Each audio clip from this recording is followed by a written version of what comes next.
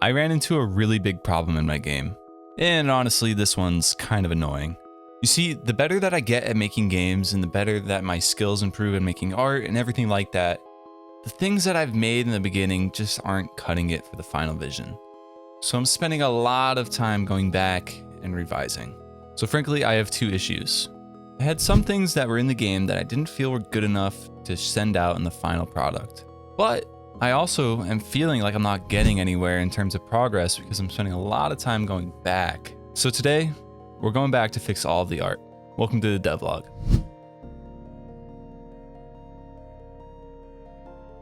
So as I mentioned, we have two problems, and I'm actually going to start with the later problem that I feel like I'm not making any progress.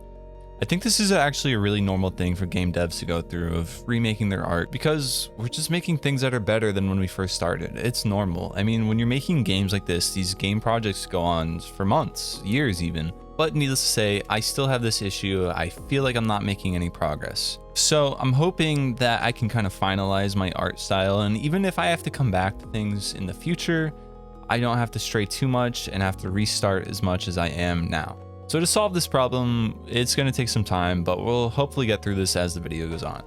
Now it's time for the real project. I revamped my entire game. I mean, I changed a lot. I was looking at my game and something about it I just didn't love. It just felt like there was a lot of things that were inconsistent and wrong, and I just wasn't happy with the overall product. So I spent the last few weeks kind of revamping everything, and I want to show you the progress that I made. While working on my revamp, there was two main things that I wanted to change. The first one was the environment. I felt like the environment just wasn't done. So I wanted to emphasize the walls, make them bigger, and just emphasize everything, honestly. I feel like there's a lot more I can add to the environment and really make it feel cozy and at home and give it the feeling that I want it to feel. I want you to feel at home when you're in my environment and walking around, and I think there's a lot that can be said about it. So I'll show you as the time goes on. The main character just wasn't cutting it for me. It didn't tie together well with the story. I think it was just my first real attempt at going for a character. So I had him there as a placeholder for a while, but now I understand my story, I understand what I want, and I think I can make a way better character. So the two main things that I'm going to be revamping in this video is going to be my environment and my main character. So going into this for day one, I realized something that's going to help with me feeling like I'm not making progress. I have to make the first map of the dungeon. A lot of the things I've been making have just been temporary and placeholders, and now it's time for me to finally start making things and keeping them in the game permanently. As you can see though, I'm still using my current art style, and I'm not too happy with it, so I will end up changing it in a little bit, but first we have to make a demo world. As I worked on mapping that out, I actually ended up making some hearts, and I'll make that actually represent the player's health, so the player can actually die now, and that felt really cool. And welcome to day 4 of my process. So this is the day when I finally got into Sprite and started working on some new assets. So I realized something that I didn't like about my current assets is that they felt too small. Like the character is the size of the wall, and it just felt too small, and it felt a little underwhelming for the character to be moving around in it. Here you can see I'm kind of like prototyping a wall. I'm not really happy with it, but I think the concept is there. So I'm going to kind of mess around with this, and I work with this for a few days until I really got something that I like. That's the way I kind of handle my art situation, is I need to really feel it out. I like to just get in there and mess around with things until I start liking things, and then I continue with it and I continue with it until I really like my end piece. So I spend the next few days just kind of redoing a few art pieces and really working on these walls until I get a finished product that I like. Skipping ahead a few days, I decided to take a quick break from art and I did some coding. I made it now so that the character will rotate based off the position of the mouse. I think it just feels a lot better when it comes to combat. It's a little awkward right now. I plan on doing a lot more polishing and coding as the days goes on. So I'll ignore that for now, and I'm just happy with how it feels. So that was the end of my day 8, and I actually have one more thing I have to go do. I'm getting engaged.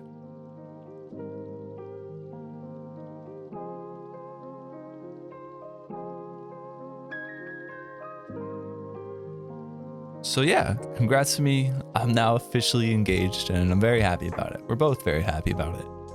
I just want to throw that in there because it's nice to take a little time out of these videos and just throw in a slice of life and update about the life, you know? Now that I'm officially engaged, we can get back to the video. All right, going into day 9, this is where things start to really pick up. I realized that I need to start focusing on making things finalized. And that started with the town. So I realized that there needed to be buildings in the town. So I went through and I made some abandoned buildings, and the concept will be that as the game goes on, that you'll be able to build up these buildings and turn them into shops and things like that. But for now, I need them to be abandoned. I need them to be broken down, something for the player to actually build up. Now, another issue I was having with this redesign of my art is that I made a floor that I kind of liked, but kind of was the issue.